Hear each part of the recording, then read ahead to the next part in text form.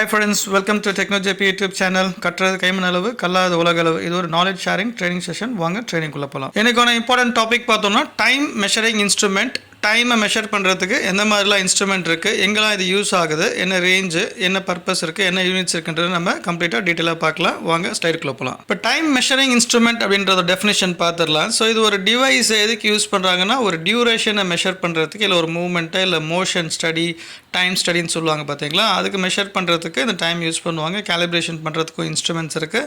இதோட யூனிட்ஸ் பார்த்தோன்னா seconds, minutes and hour பார்ப்பாங்க.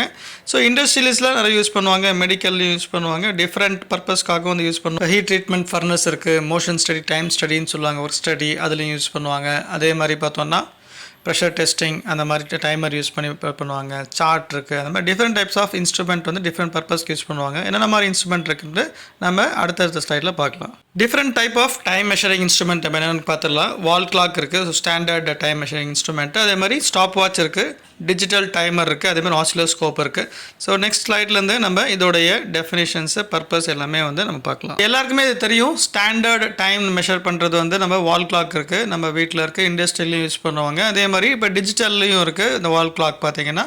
ஸோ இது எதுக்கு யூஸ் பண்ணுவாங்க அப்படின்னு பார்த்தோம்னா வந்து ஸ்டாண்டர்ட் டைம் ஹவரை வந்து நம்ம மேஜராக வந்து பார்க்கணும், சம்டைம்ஸ் மினிட்ஸை பார்க்கணும். பட் இதுக்கு வந்து கேலிப்ரேஷன்ஸ் ஸ்டாண்டர்ட்ஸ் இருக்காது, இது என்ன ஃப்ரீக்வன்சின்னு இருக்காது. பட் ஆனால் வந்து இப்போ இதுக்கெலாம் வந்து இந்த ஐஎஸ்டிஎம் ஸ்டாண்டர்ட், இல்லை ஐஎஸ் ஸ்டாண்டர்ட், இல்லை ஐஎஸ்ஓ ஸ்டாண்டர்ட் படி நம்ம ஜென்ரலாக பார்க்காம ஒரு நார்மல் ஹவர்ஸ் பார்க்குறதுக்கு இந்த வால் கிளாக் வந்து நம்ம யூஸ் பண்ணிக்கலாம். டைம் மெஷரிங்கோடைய யூனிட்ஸ் வந்து நம்ம பார்த்துடலாம் என்னென்ன இருக்குன்றது. செகண்ட்ஸ் இருக்குது, minutes, hours, milliseconds, microseconds, nanoseconds. இப்போ 1 hour is equal to 60 minutes எல்லாருக்கும் தெரியும். அதே மாதிரி 1 minute is equal to 60 seconds. 1 second is equal to 1000 milli second. அதே மாதிரி 1 milli second is equal to 1000 micro second. 1 micro second is equal to 1000 nano second. அடுத்த time measuring instrument பார்த்தோம்னா இது வந்து ஸ்டாப் வாட்ச் அப்படின்னு சொல்லுவாங்க. அனலாக்லேயும் இருக்குது, அது டிஜிட்டல்லையும் இருக்குது. இதோடைய கேலிப்ரேஷன் ஸ்டாண்டர்ட் வந்து IS 19235. Calibration frequency sometimes 6 months இருக்குது, 1 year இருக்குது, depend upon the standard. So இதில் யூனிட் வந்து செகண்ட்ஸு, மினிட்ஸு, ஹவர்ஸ்னு பார்ப்பாங்க. பட் மேக்ஸிமம் வந்து 5 minutes பார்ப்பாங்க, செகண்ட்ஸ் பார்ப்பாங்க, செகண்ட்ஸ் நிறைய பார்ப்பாங்க. ஏன்னா வந்து ஒரு ஈவெண்ட்டு இல்லை வந்து ஒரு மோஷன், ஒரு மூமெண்ட்டை வந்து மெஷர் பண்ணுறதுக்கு, அதாவது study, time study, motion study, அதுக்கப்புறம் பார்த்தீங்கன்னா ஆக்சுவேட்டர் டைமிங்ஸு, ஸோ இந்த மாதிரி ரன்னிங் டைம், சைக்கிள் டைம், அதெல்லாம் மெஷர் பண்ணுறதுக்கு இந்த ஸ்டாப் வாட்ச் வந்து யூஸ் ஆகும், செகண்ட்ஸில் வந்து மெஷர் பண்ணுறதுக்காக. இது வந்து டிஜிட்டல் டைமர். இதோடைய கேலிப்ரேஷன் ஸ்டாண்டர்ட் வந்து IS 19235. இதோட கேலிப்ரேஷன் ஃப்ரீக்வன்சி 6 months இல்லை 1 year depend upon the standard. So NDTயில் யூஸ் பண்ணால் இது வந்து 6 months வரும்.